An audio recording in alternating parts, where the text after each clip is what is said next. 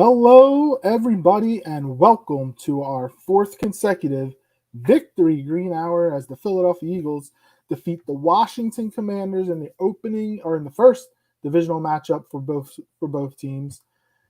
34-31 in overtime. It wasn't easy and it wasn't pretty defensively. Shouldn't have been as hard as it was, but we will discuss all that and more here on the Kelly Green Hour. I'm your host, LJ Harrell, and as always, I am joined by my co-host, Connor Donald. Connor, what's going on, bud? Not much, man. You said it is about as well as it could be said. And we talked about it on the show. We said this wasn't going to be easy. All the people in the comments were making it look like a cakewalk with these like 5-score victories over Washington. Never take divisional games easy. Even the New York Giants, who flat out looked terrible last night, I will not take them with any grains of salt. Might take it with a grain of salt because I think we could set a single game record for sacks when we play them, but who knows? That's for another discussion and another game. But yes, this Eagles team is not adding years to my life this year. I will say that. They're not the only one. I'm going to die early because of the Eagles. I've already come to that conclusion. I'm 35. I'll be 36 in 2 months. It wouldn't shock me if 10 years, I'm done and it'll all be because of Eagles-related stress.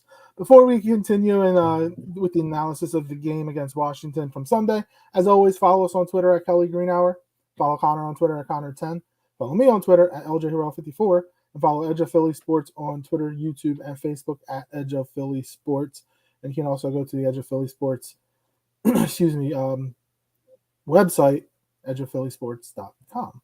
Hey, Dave, and if you are tuning in live, please let us know your thoughts on the game in the comment section. What's up, Dave? Thank you for joining us. Appreciate it each and every week, each and every show. So I want to start with the offense.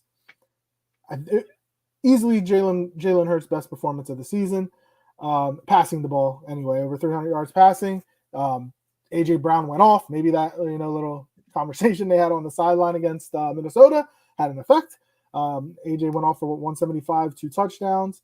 They didn't have the running game going. They had only had, I think, about 105, 110 yards rushing, which is well below what the expectation is for the Eagles whenever we see them go out there. But they were able to put up 34 points. And it's not like the defense didn't cause any turnovers, so it wasn't short fields, all the time. It was longer fields, and you got to give Brian Johnson credit because he was able to figure out what was working for Jalen and get the offense going. Yeah, I agree. We didn't need the run game, and we kind of thought that the run game would really do well because this Washington team hasn't been the best team against the run. They're kind of been in the middle of the pack, so we thought that. I thought that it was going to be more of a Devontae Smith game based on the matchup, but it looks like they kind of Washington moved the bodies around, and Devontae Smith didn't always have the matchup. Not that 7 for 78 is anything to scoff at, but obviously this was an A.J. Brown game, and it was not a forced A.J. Brown game. Some plays made some of the targets, but when you target someone 13 times, a couple of them are just going to be forced because you're doing so well at getting the ball to the guy. But, I mean, A.J. Brown had a great game. He looked like a monster out there. DeAndre Swift with another really good game. It was only 14 for 56 and 1 plus 4 receptions for 23 yards, but that's a pretty solid effort for DeAndre Swift, given the amount of touches he had. Otherwise, disappoint. And he was asked about it after the fact. Dallas Goedert's usage is still pretty suspect, pretty discouraging, but as long as you're 4-0 and you're winning games, I would look at this more if we were 2-2 and one of your biggest offensive weapons is that you paid as a top tier tight end is ranking in the middle or lower in almost every statistical category at his position. Then I'd probably be talking more if we were, 2-2, 1-3. But right now things are going really well. While I'd like to see Dallas Goedert more involved, that's not going to it doesn't seem like it's necessarily going to happen anytime soon. It seems like the Smith and Brown and Swift offense right now, which is not a bad thing because they are having really good games night in and night out. So can't complain too much about that. And then offensive line, the Cam Jurgens injury hurts.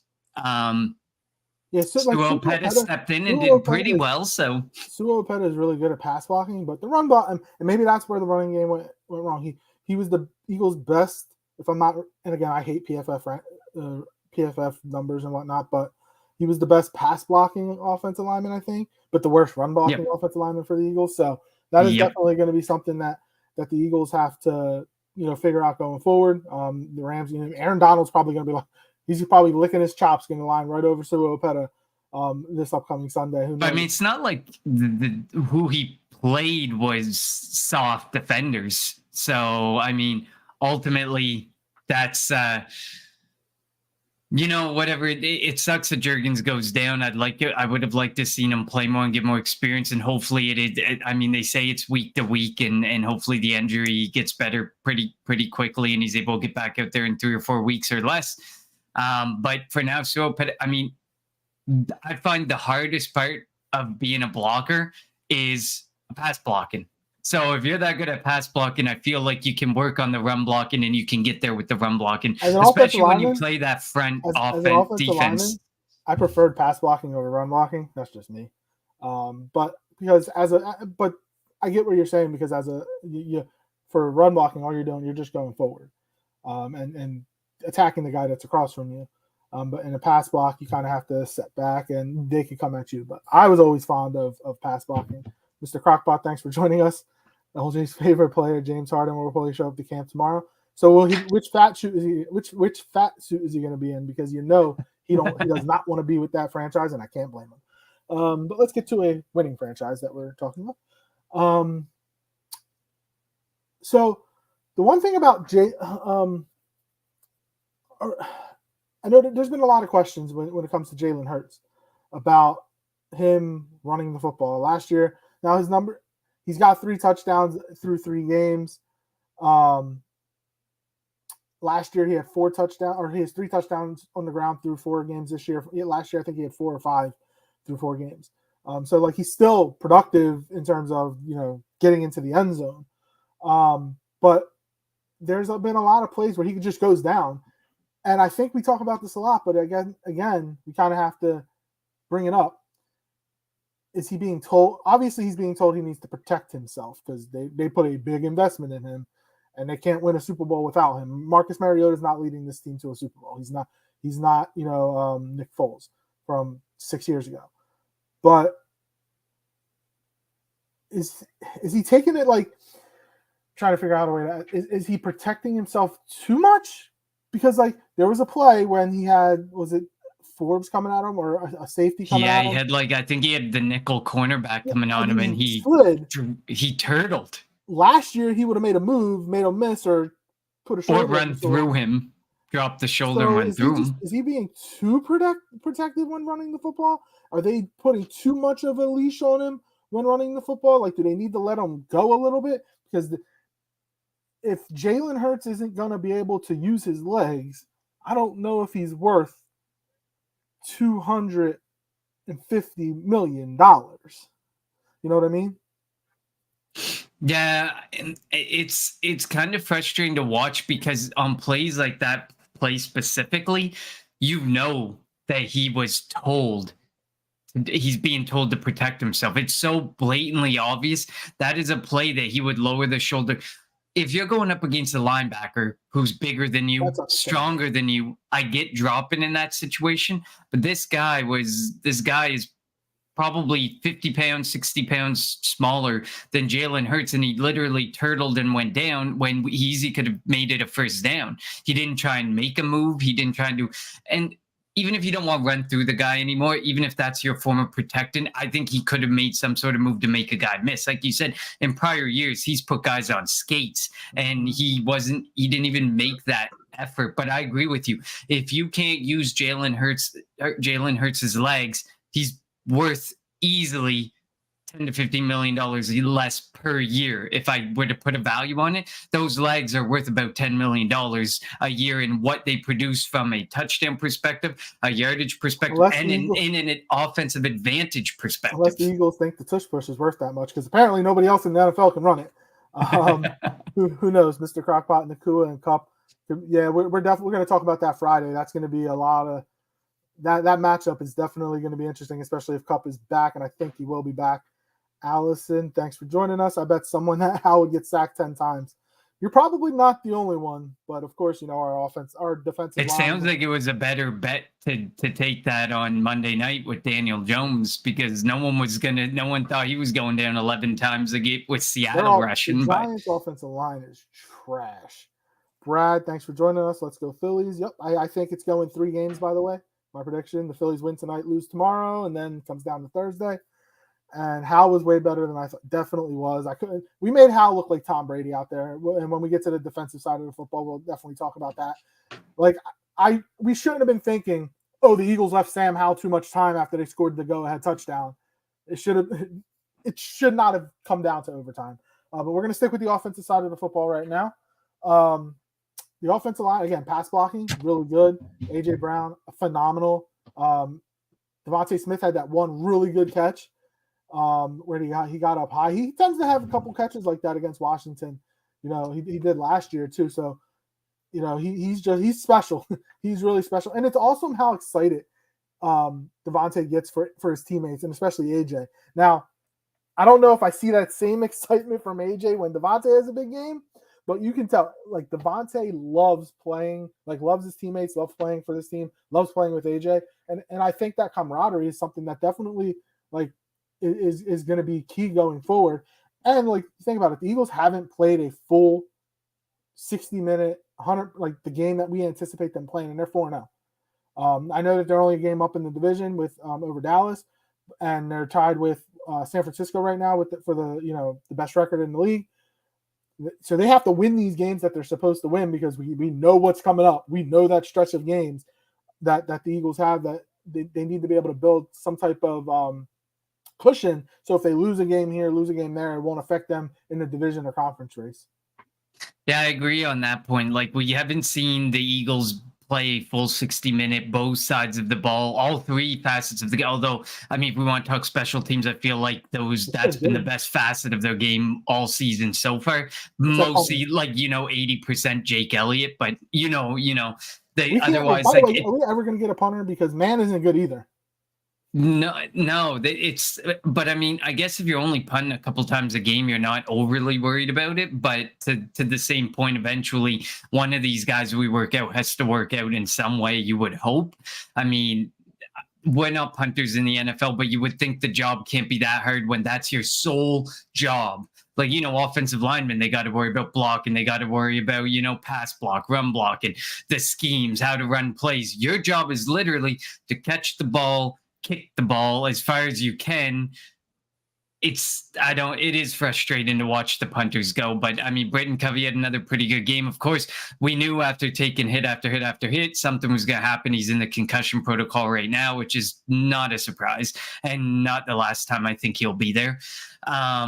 And Jake Elliott is probably the best kicker in the NFL this year. I don't know if there's any way you can argue. But if you look side by side statistically this year only, I don't. Justin Tucker's doing well, but I think Jake Elliott's probably the best kicker right now. Probably.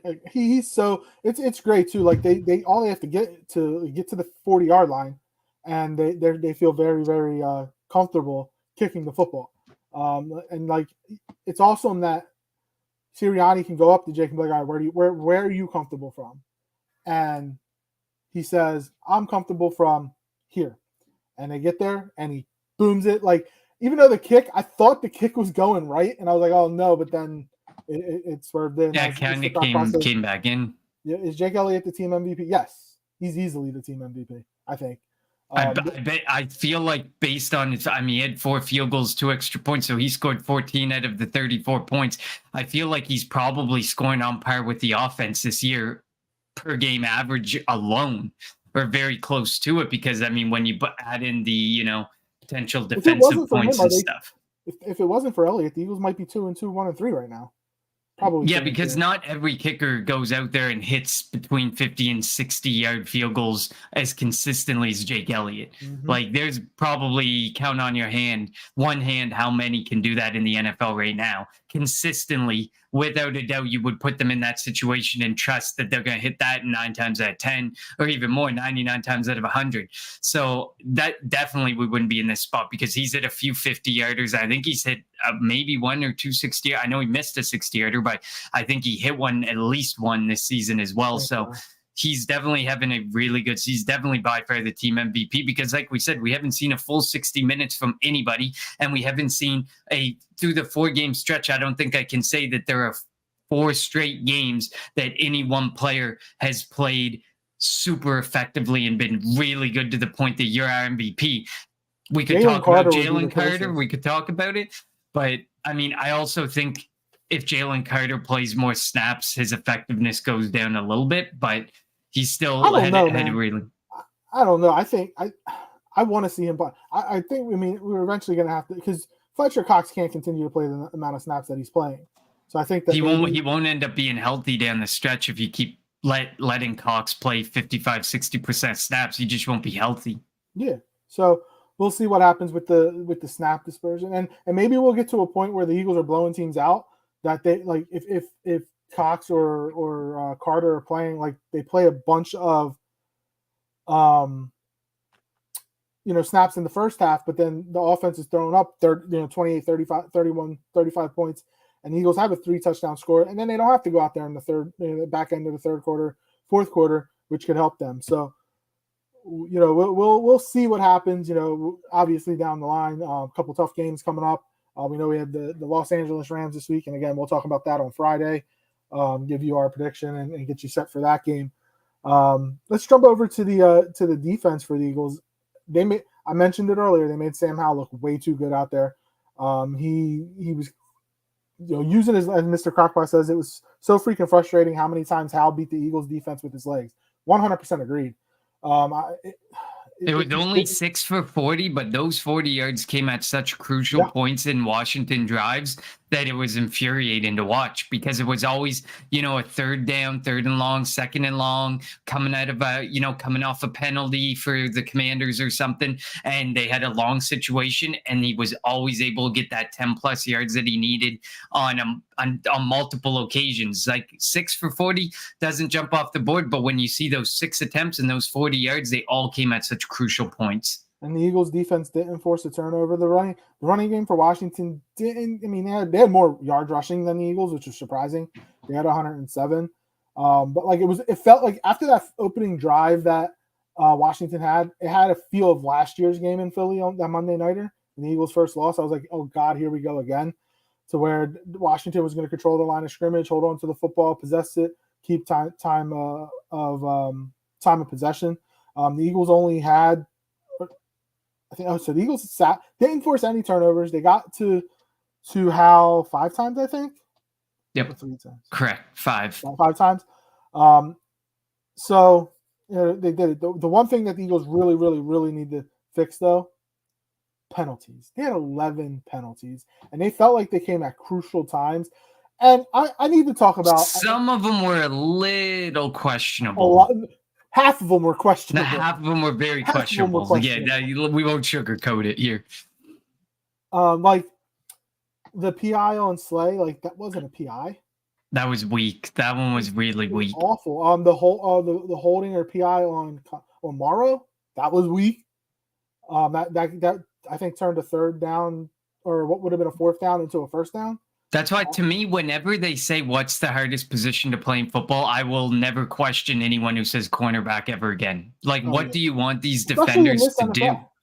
Especially in this NFL. They want the yards. They want the offense. They want the yards. They want the passing, because it makes games more exciting. So they're going to make it frustrating for you to put your hands on a guy and make you not want to do it, to avoid those situations and to allow more yards. It's almost like baseball, where they haven't there haven't been as many errors committed, but like there's plays that you say, oh, that's an error, and they rule it a hit.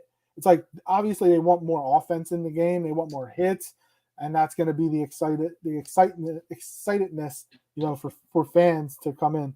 Mr. Rockclock says, I'm close to being down with Josh Jobe, well, they had no choice but to start Edmonds. So I think the Josh Jobe, like, That would, first of all, he had a terrible game Sunday, and that I think is what led to the Bradley Roby signing Yep. today. Was that they knew they could not continue to use Josh Jobe on the outside, and they know sure as hell that they cannot move him to the inside to play slot. Like it's lucky he was against Washington, because if it was a team with like three, there, I guess the wide receivers are good, but like a really, really good wide receiver that he got stuck on in certain situations, it could have been a lot worse. He ended up he was targeted 6 times, 3 receptions, 35 yards. He allowed one of the touchdowns. He had 2 missed tackles, made 2 tackles. It's not pretty. You go through a stat line and he's missing tackles. He's not making. I mean, but you have to remember, for Slay, I feel like he's going to get this every single week, because he's going to be the guy who's constantly put on the number 1 wide receiver. So you're constantly going to see this guy get targeted at least 10 or 11 times. Even though it's Darius Slay, the teams are going to throw at him over and over again because he's bound to make mistakes. Sauce Gardner doesn't get tested. He's a number 1 receiver, or number 1 corner. If you're, I mean, Pat Surtain this year has actually been tested and hasn't been as good as I thought he was going to be coming in. But like, for some reason, Slay cannot cover McLaurin. I have no idea why. Mr. Crockpot says, so Roby to the slot and Bradbury back to the outside. Yes, that's going to happen. Now, it won't be this week. I don't know what type of shape Roby's in. It might be a couple of weeks before he's ready. They're going to sign him to the practice squad. I mean, if he can play this week, awesome. But he has to learn the defense. It's a completely new defense for him after playing in the Saints the last 2 years. But yeah, you mean Bradbury deserves a round of applause. He for somebody who took the team first. He got paid because he's one of the top outside corners in the league. I had an all pro year last year. But he noticed there was a need, and as I mentioned before, you want to get your top players out on the field. So at the time, we thought Josh Jobe was, because of Maddox's injury, Josh Jobe is probably the next best on the field. And with Sidney Brown and Justin Evans all being hurt, you kind of were forced into that as well. Commendable, but Josh Jobe wasn't good. Hasn't been good the last couple of weeks. To me, what gets me is, so you let Jobe go out there like pretty much 3 straight games.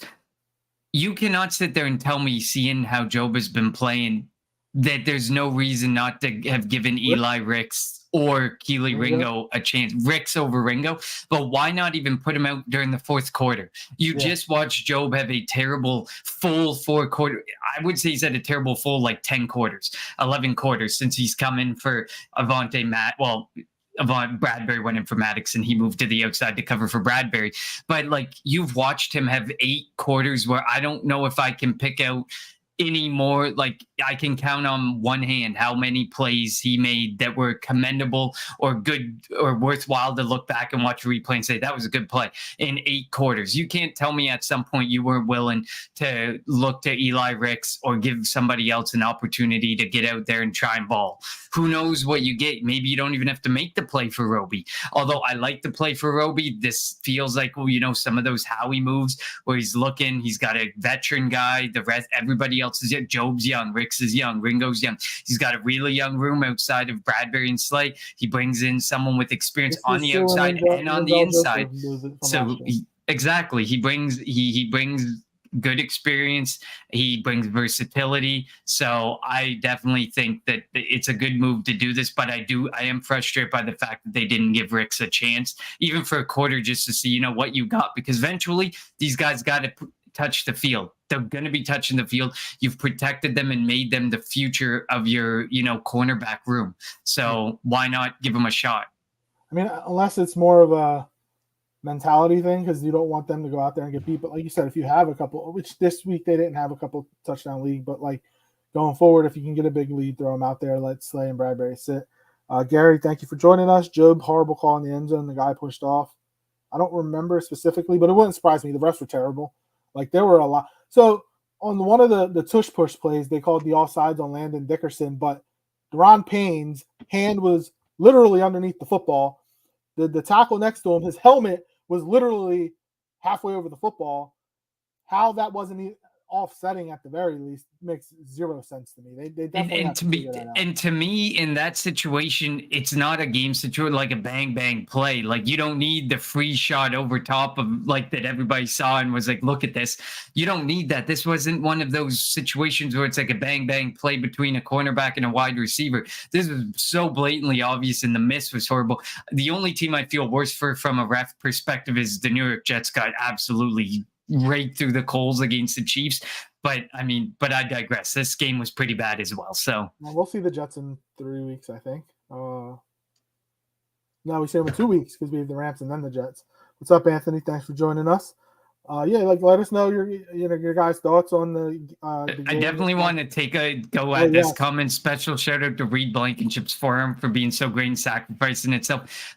Without that forum there, he's definitely in. I don't think it was. I think you saw like I guess depends on the angle you look at, but the angle that shows he's clearly stepping on the forearm looked out to me. But when you look at it from the other angle, from like, you know, more of a broadcast angle, to me, it's like that's close. But you had to get all the angles and zoom in on a bunch of things. But we can thank Marcus Mariota for being in the way.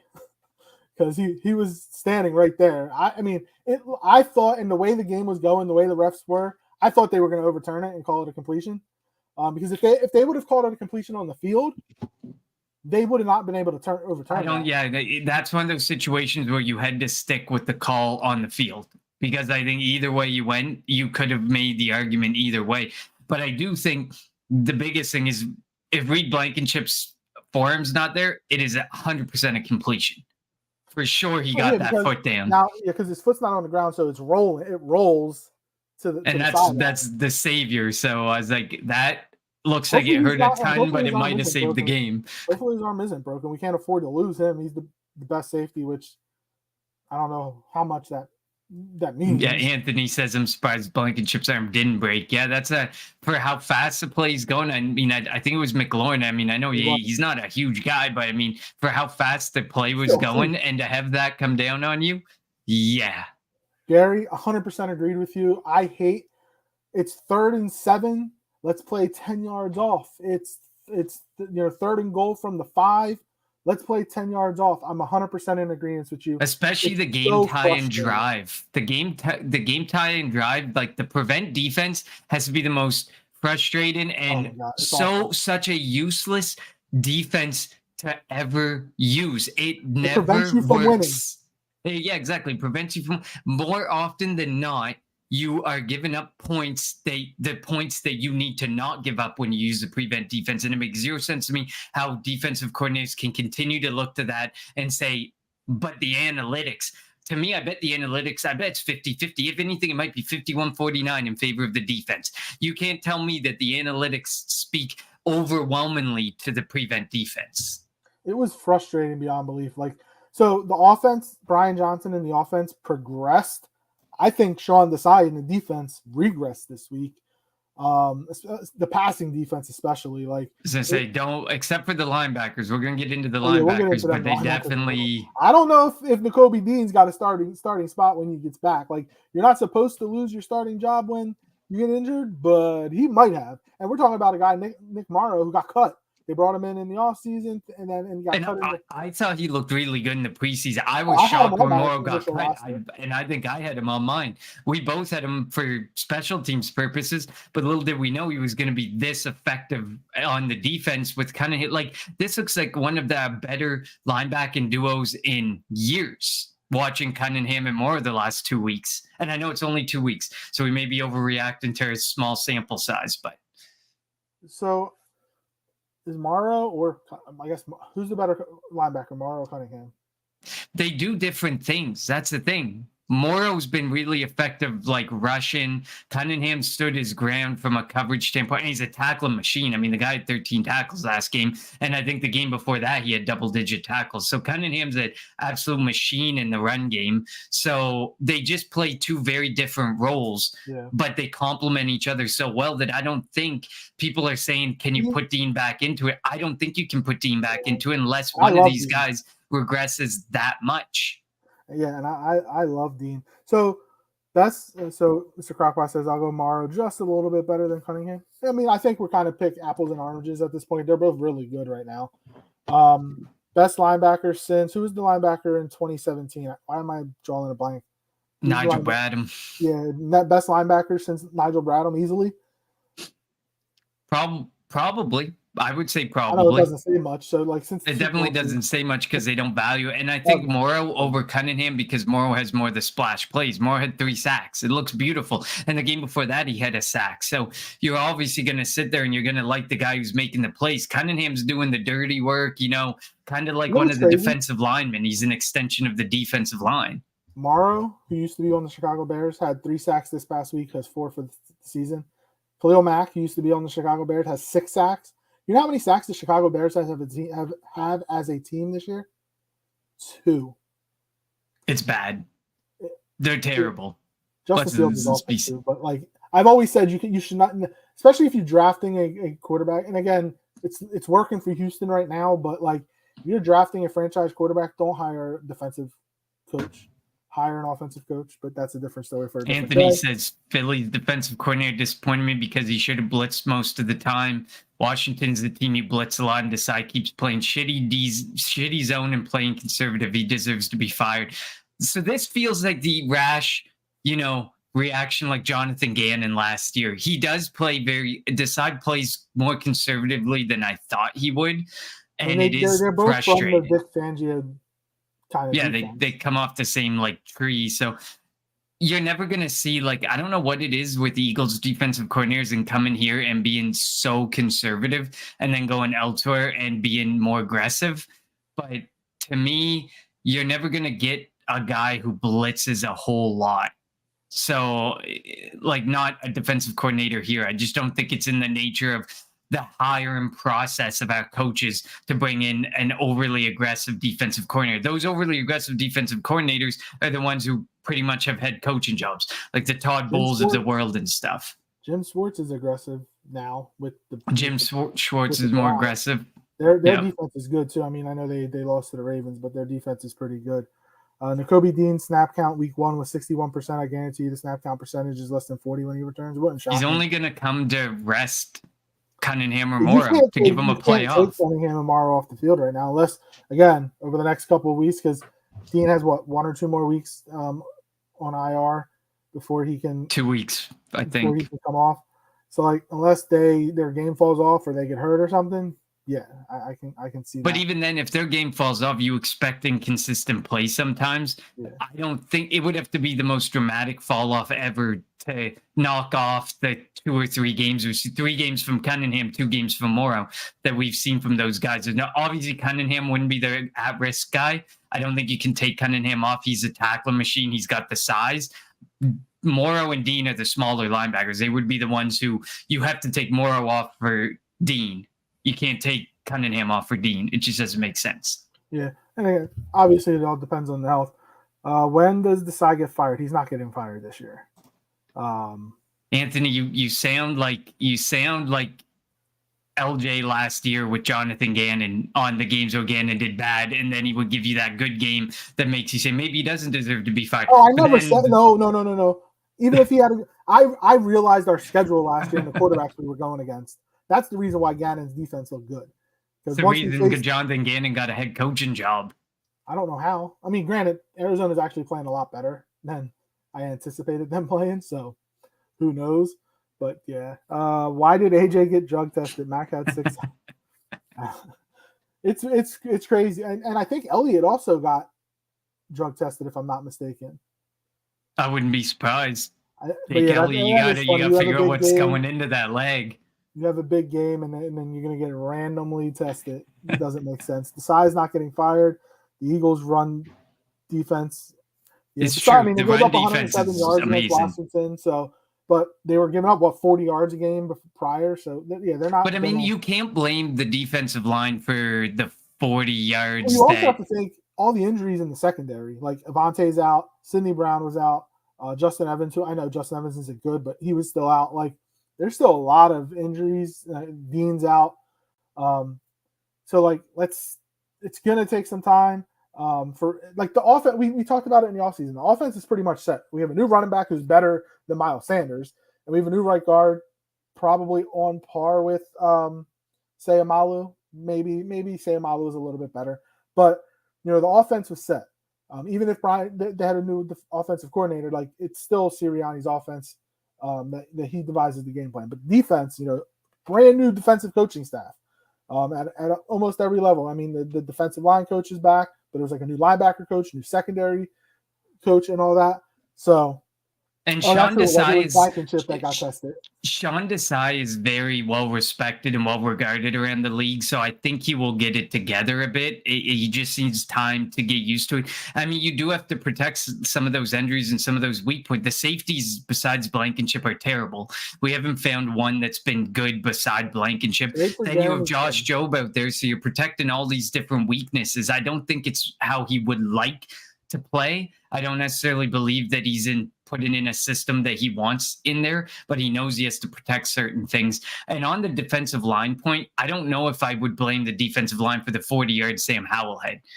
At some point, once a quarterback decides to scramble, it probably becomes more on the linebackers, safeties, and corners to make the play before it gets as bad as it got in certain situations. I don't know if we knew we were going to need a spy for Sam Howell. It was like Mr. Crackpot said, it was so freaking frustrating.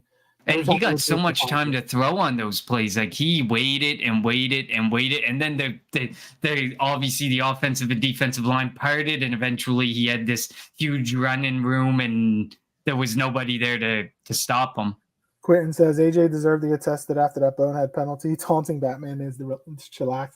I think that was soft. Like a lot of the no fun league strikes again. Like all he did was put the ball down. Like that's back-to-back weeks. AJ Brown got hit with the no fun league because he got the cleats the week prior. Yeah. At least that wasn't a penalty, and then it was such a dumb penalty, especially when the refs were seemingly hunting the Eagles for penalties. I mean, you're right there too. You got to be smart. Don't give them a reason. They didn't need a reason. They were giving us some anyways. So instead of kicking from the 35, you're kicking from the 20. Elliott would kick it out of bounds, so they would start at the 25, but Gibson was able to return it out to the 36 or something like that. So yeah, because it was this 10-play 64-yard drive to end the game. So a shorter field for Washington, but still, I never in a million years thought, oh, the Eagles scored too quick. Sam Howell's going to take Washington down the field right away. That should never happen. Should never happen in a million years. Why do the refs always screw us when we play them every time? We talked about this on Friday, and the NFL hates when it comes to that tush push, they definitely do. We talk about this. I talked about this on Friday. Being a divisional matchup, we knew it was going to be tough. But Washington plays the Eagles tough all the time. It doesn't matter. And again, we got the first loss of the season last year, and that was because Washington dominated the line of scrimmage, held on to the football, got turnover, forced a Quez Watkins turnover on a big pass play. And again, just for some reason, Washington, they have the defensive line now. When you look at the Washington defensive line and the Eagles offensive line, they're kind of on par. Like they're both really good. So it's going to kind of be a stalemate there. But Bieniemy, and I know he wasn't on the team, and last year it was Heineke and a different offensive coaching staff. But Bieniemy had success with Andy Reid in the Super Bowl, so he knows how to attack the Philadelphia Eagles defense. I don't know. We'll see what happens I think we play them again in 4 weeks. In Washington, we'll see if that continues or if the Eagles figure it out and are able to kind of put their foot on the throat of Washington and have an easy game. I'm not anticipating it's going to be easy. I just never sleep on divisional matchups. No matter if it's a team that is going 0-16. Dallas did beat the Giants 40-0. Yeah, and you could. Yeah, but you still never sleep on it because the next matchup, Dallas is not winning 40-0. You know that it's going to be different. But I mean, at the end of the day, you just never sleep on divisional matchups because we've seen that when Miami was really bad and New England was really good, Miami always had the Miami Miracle games against the New England Patriots. It just happens that way. You never sleep on divisional matchups because there's a little more oomph and pep in people's step when they're playing a divisional game, because it means so much to people at the end of the season sometimes, because the primary tiebreaker is how you played in the division. So obviously it makes, if you can be the guy that says, I gave you the one win that made the difference between you getting first in the NFC East or being a wild card team, Washington or New York or Dallas is going to love to take that opportunity, just like we would love to be the ones that take that opportunity and be the ones to say, we screwed Dallas out of being able to be the NFC East or number one in the NFC because we gave them the tie-breaking loss. So there's a little something to it there for sure. So Anthony says Eric Bieniemy is pretty smart and people don't give him enough credit. I think people think he's smart, but he needed to get away from Andy Reid.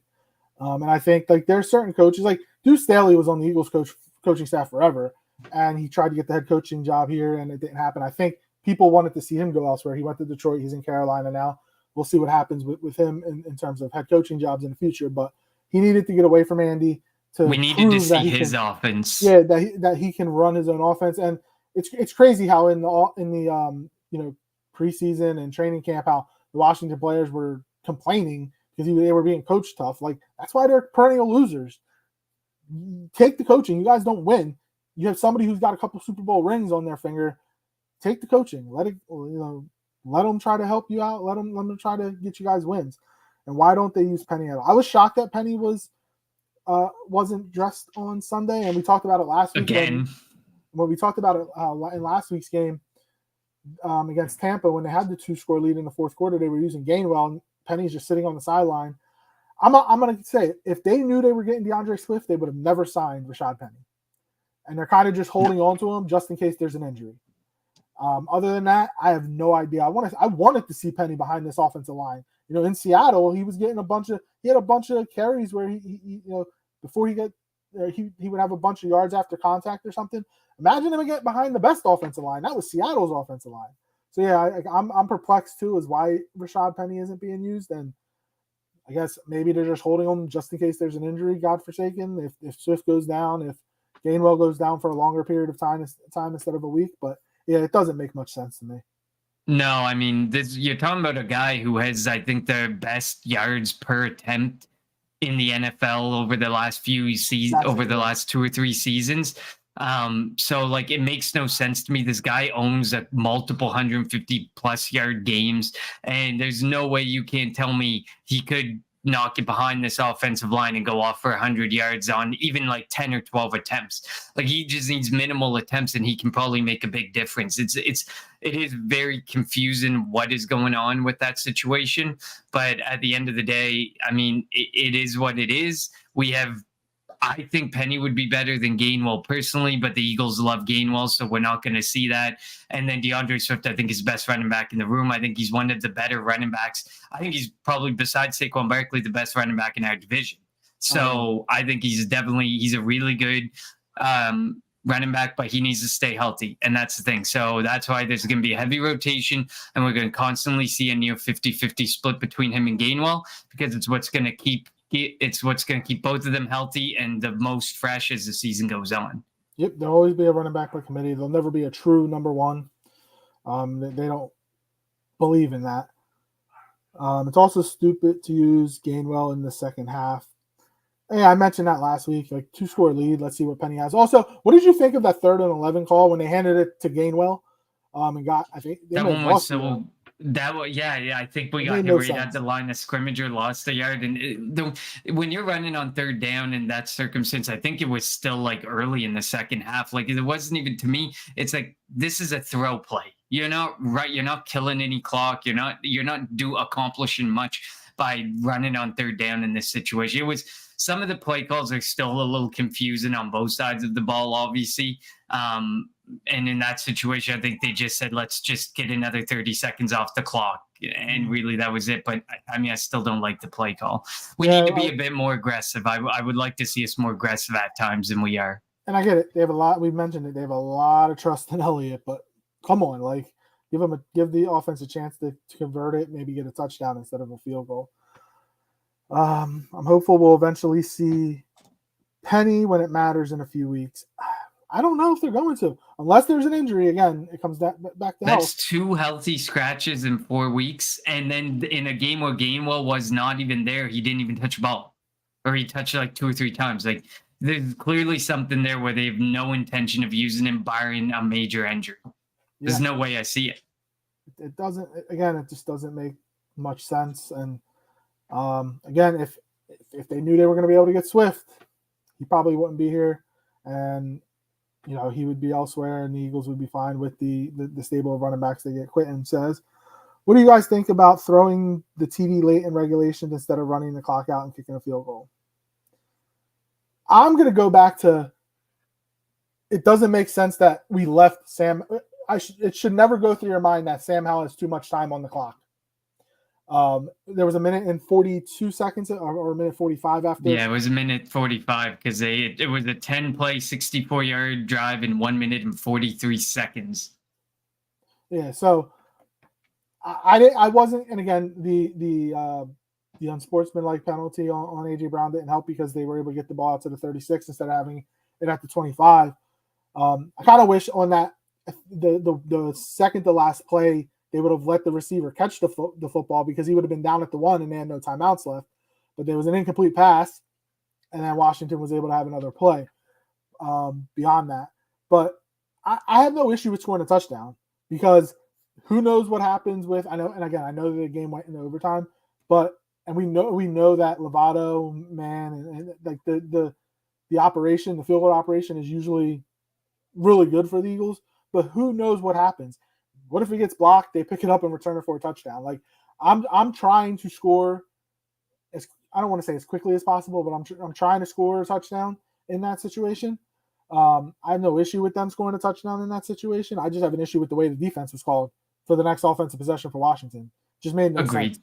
Yeah, I mean, it was a 6-play, 57-yard drive in a minute and 37 seconds. Do we wish? We're happy we got the score. I'm happy with the touchdown in that point. But I mean, if you can make that possession last 2.5 minutes, that leaves way less time for error for our defense or for all that yardage to be given up by our defense. So do we wish that we would have been able to burn a bit more clock? Absolutely. But I'm never going to say that I hate that we went for a touchdown drive when it mattered, because it still mattered. We still needed to get those points on the board, no matter how it was, whether it was a field goal, whether it was a touchdown. We had to get those points on the board. And I mean, I'd rather a touchdown. I definitely prefer the wiggle room of a touchdown versus a field goal, because say it's a field goal after a minute and 45 seconds, you still give the ball back with a minute and 40 seconds left. And look what they were able to do with 10 plays in a minute and 43 seconds. Yeah. So I'll always take the touchdown in that position, although maybe we could toss in a couple more run plays that might have killed more clock.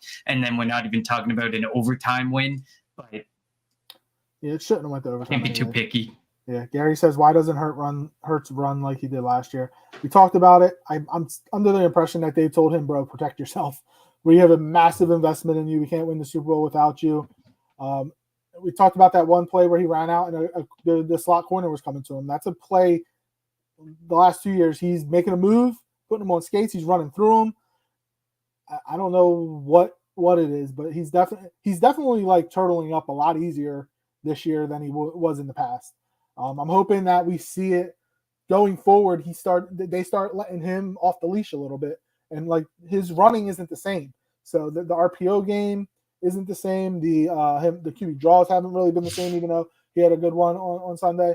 But hopefully they unleash him a little bit as we get towards the San Francisco, that stretch of games that we have coming up against really good teams. You definitely need him to be able to run. Yeah, you definitely need him to run, because it opens up so many different elements of this offense. And you can tell this offense isn't, I mean, we can't be too picky. We're 4-0. We're still winning games, but I feel like we have a lot more closer games than we should have had. And I feel like in a lot of games, it is the offense that is not performing to the level that we're used to. And we haven't had the stiffest of competition yet. So to me, these are the games that we should be winning by 1 score, 2 scores, but we're not. We're not even winning by full 1 scores. So that's what's frustrating about it, because I know, like, Nick Sirianni and them comment like, we're 4-0, we're winning games, who cares?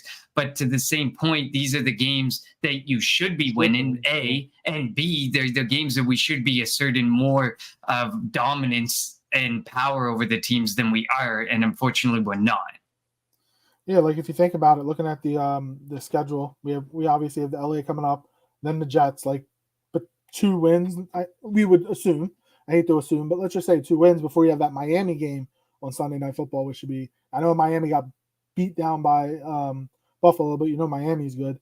And then we get Washington and then Dallas before the bye. Like, it's gonna be a couple of games that you're gonna need Jalen Hurts to go out there and be Jalen Hurts and be the guy that you paid $250 million to. Anthony says, I think Penny is going to be released. I don't know about that. They'll keep him because, if somebody gets hurt, he knows the offense.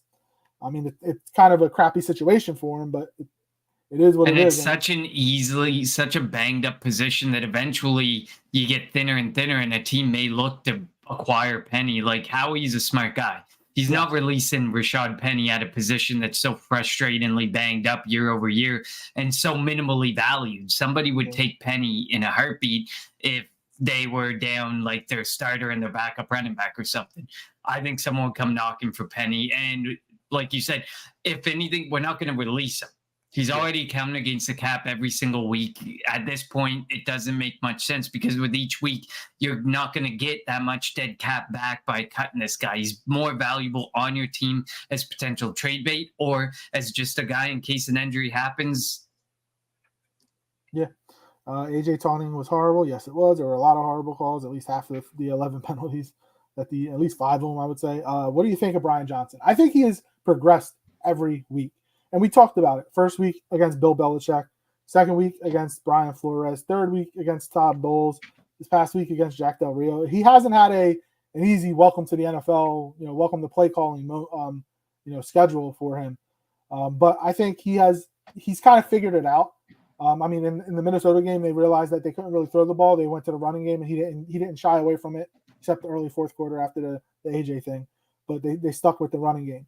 He's figured it out, and I like the way the offense has progressed under Brian Johnson.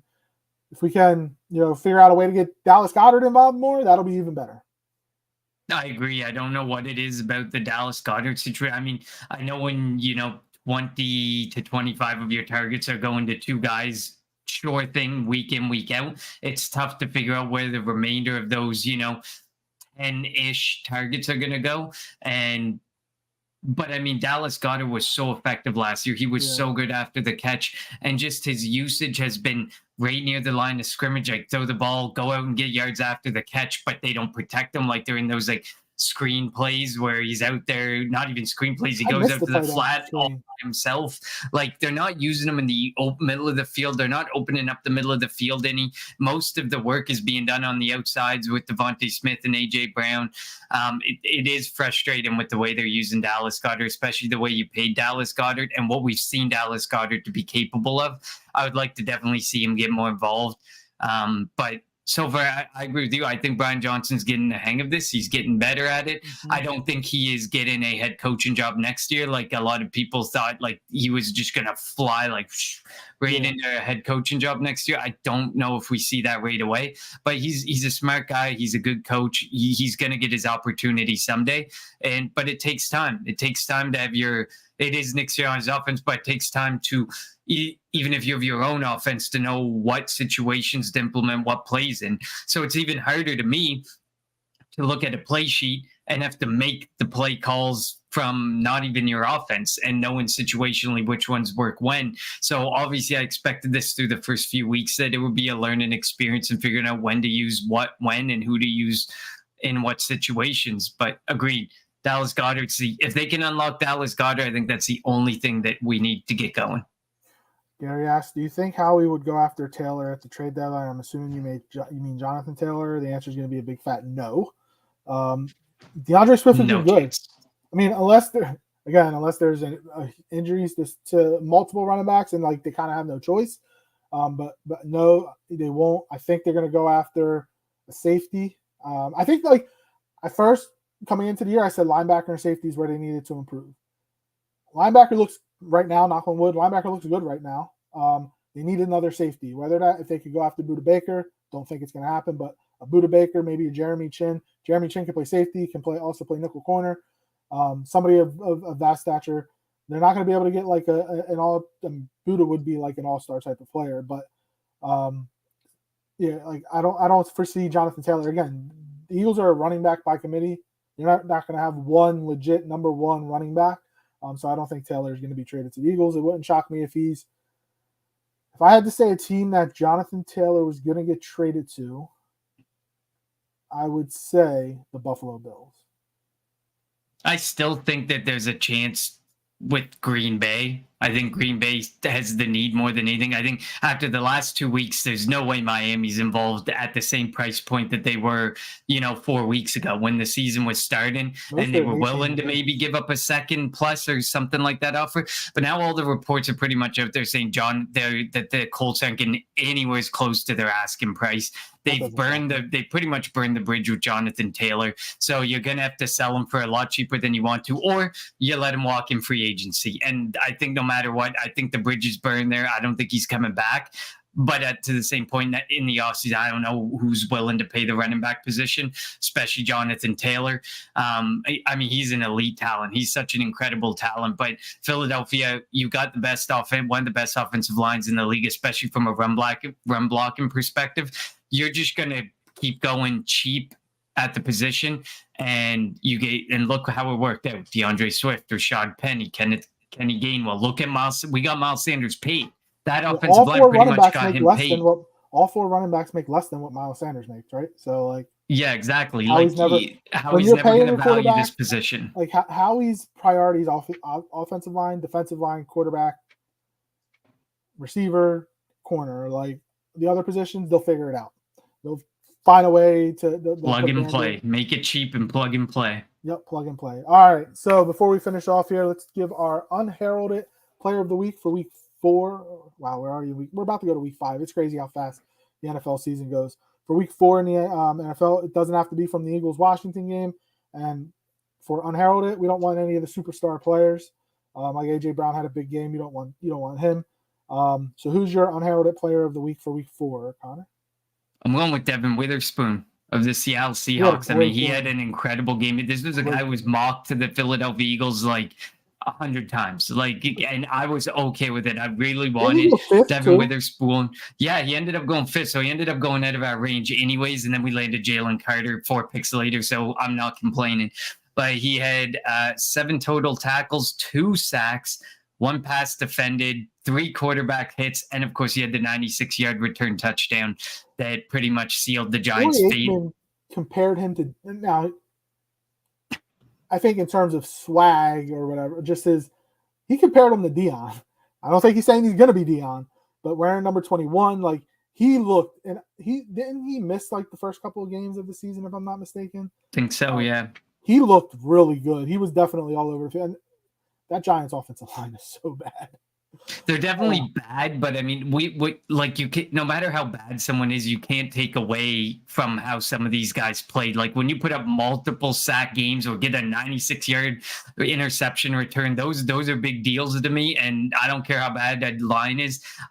It's a big game. And I don't know what it is about Seattle and drafting DBs, but they do a hell of a job. Whoever scouts their DBs, everybody knew Devin Witherspoon was going to be good. He was pretty much projected to be a top 10 pick. But and ultimately the corners have been really good. Devin Witherspoon's been good. Christian Gonzalez has been super good. Like the Eagles could have went with a corner and had like one of the deadliest trios of corners. But I'm not going to complain about Jalen Carter one bit. Oh no, not at all.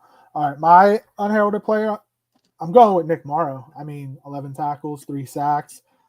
He's been a godsend for the Eagles after Nakobe Dean's injury. After they signed him in the offseason, cut him after preseason and was able to bring him back. He didn't get a call to go elsewhere, and the Eagles were fortunate with that. And I don't remember the last time an Eagles linebacker had 3 sacks in a game. I don't know if we have to go all the way back to Trot or even before that. I don't know off the top of my head. But yeah, Nicholas Morrow was all over the field for the Eagles, and he continues to play really well, and that linebacker core continues to play well. Like I mentioned before, I thought we were going to have to make a trade for a linebacker. I was wanting Roquan Smith, I wanted Patrick Queen from Baltimore. As of right now, things can change over the next couple of weeks. And there's other needs that the Eagles have to get. They don't need to go after a linebacker. All right, Connor, we will be back on Friday to get you set for the Philadelphia Eagles and the Los Angeles Rams. Should be a game that when the schedule came out, everybody thought would be easy for the Eagles. I don't think it's going to be easy. It's going to be another close one, another tough one as the Eagles head out west to face Matt Stafford, Kyron Williams, Cooper Kupp. So weird to be at 2:00. It feels more natural to be moving back to the later hours of the day. It's a 4:00 game here, which means it's a 5:00 here. 5:00 for you. Yes, Connor is one. But it just feels better that way because I get to watch more. Once you put the kids down, I can watch the second half. And I much rather have the earlier games. It's like I'm a big fan of them. But yes, we'll be back Friday around the same time, 6 o'clock, 6:30, with our preview show for the Philadelphia Eagles and the Los Angeles Rams. As always, follow us on Twitter at Kelly Green Hour. Follow Connor on Twitter at Connor10. Follow me on Twitter at LJHarrell54. Follow Edge of Philly Sports on Twitter, YouTube, and Facebook at Edge of Philly Sports. And then you can visit the website, eopsports.com, for all your Philadelphia sports writings, all this, the court, or I only care about needs and wants. Yeah, your needs, whatever you want to call it, of Philadelphia sports. Thank you, everybody, for commenting and interacting with us on the chat. We appreciate it every show. It makes this hour go by really quick when you guys are involved. So for Connor, I'm LJ. Thank you for tuning in to the Kelly Green Hour.